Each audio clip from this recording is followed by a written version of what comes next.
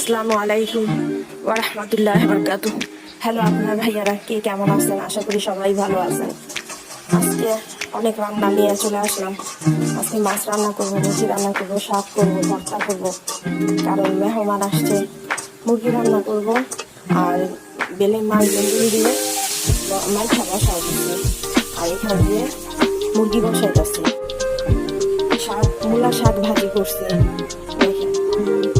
মূলা শাকটা ভাজি হয়ে গেছে। এখানে তরকারি মাইখা যে বসাইছি, বেলে মাছ গুঁড়ি দিয়ে চচ্চড়ি হয়ে গেছে।